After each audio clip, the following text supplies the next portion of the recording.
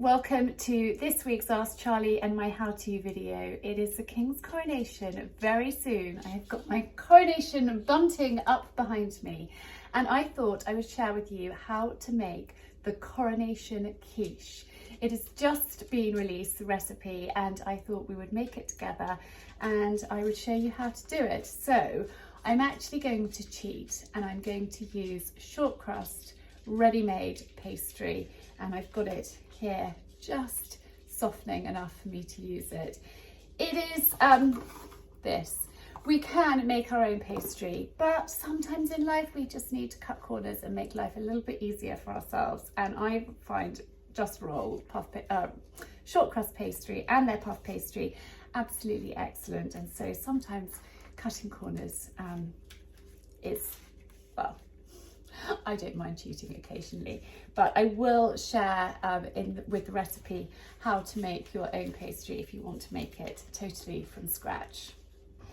So I've got everything out that I need and I'm just waiting for this to soften. You want to get it out of the fridge about 10-15 minutes before you're planning on using it. So let's hope you can get it out without cracking. Now I'm actually going to use one of these, a square quiche dish, because I find it easier for sharing and you can cut it up and the loose bottom makes it much easier to get out of the tin. So I'm going to use that, but you can go for a traditional circular quiche dish if you prefer. Now I always roll my puff pastry a little bit more, just so it's not quite as thick and heavy. So we shall do that now. I love these silicone mats and you can actually get them on Amazon. I will leave them linked. I find it really useful when you are making pastry or biscuits or all sorts of things. I just find them absolutely brilliant. Mine have got a few holes where some over-enthusiastic children have used cutters on them.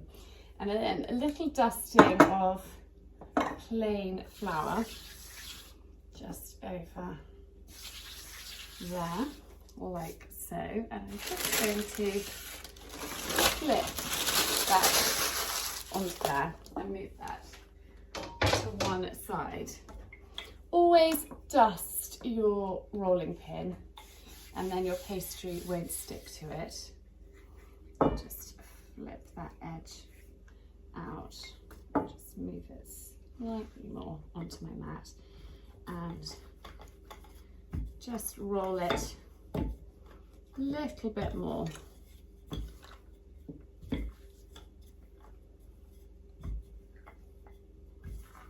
Try and roll as evenly as you can.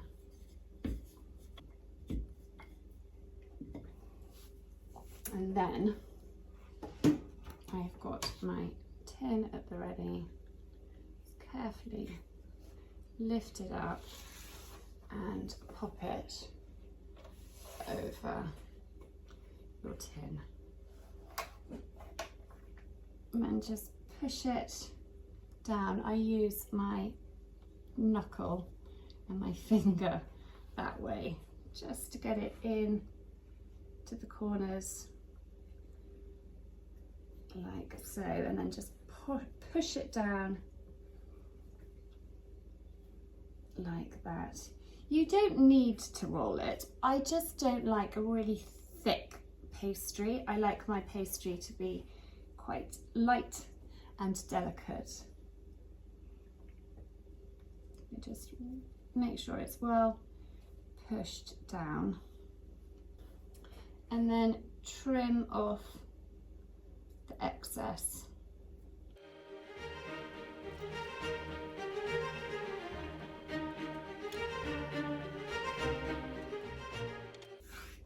So it looks like that. I'm just going to pierce a few holes into it. Now, if you have a conventional oven, it's a good idea to put a layer of greaseproof paper over this and then some rice or some dried pasta or some baking beans and blind bake it.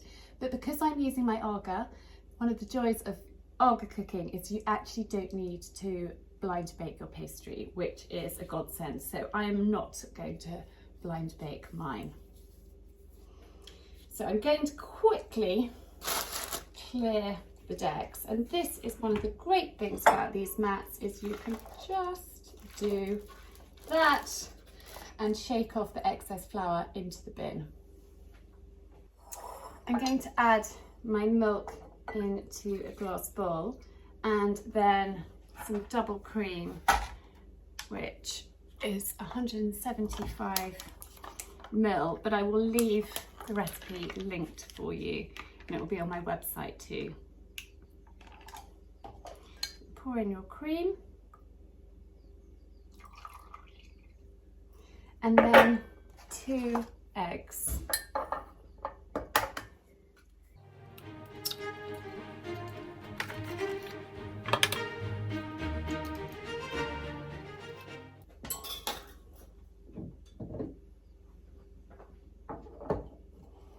Add in a pinch of sea salt and some black pepper and give that a mix together.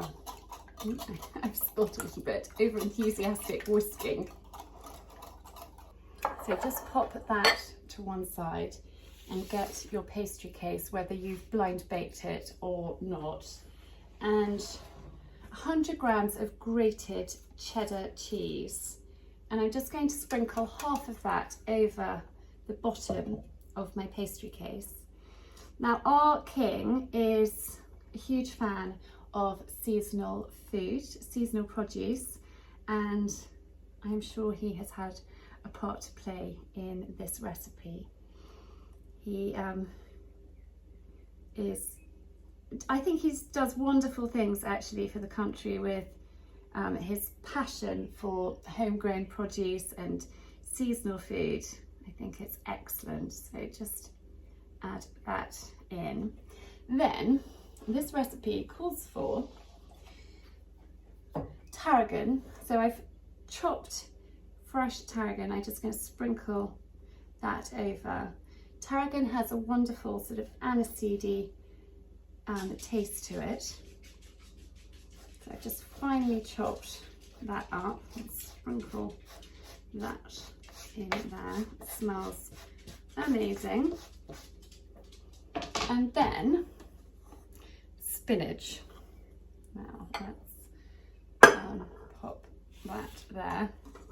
I've just cooked this spinach and I'm just going to chop it with my kitchen scissors.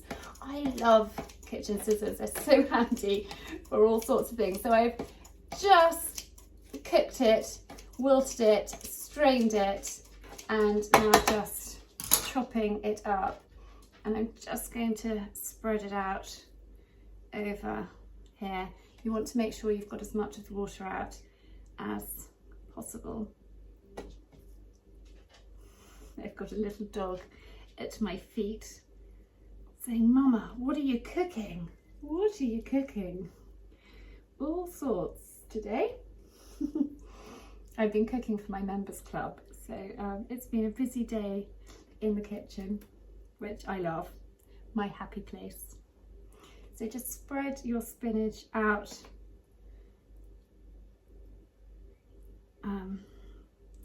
over the cheese like that.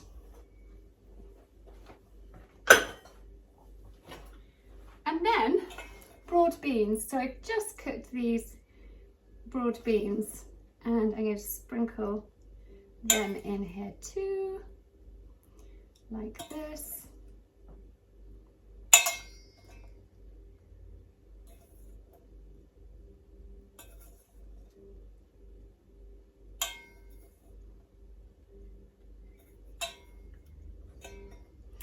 Voila. And then this egg and cream and milk mixture, just pour it over the top like so. There we are. And then the remainder of your cheese, just sprinkle that over the top.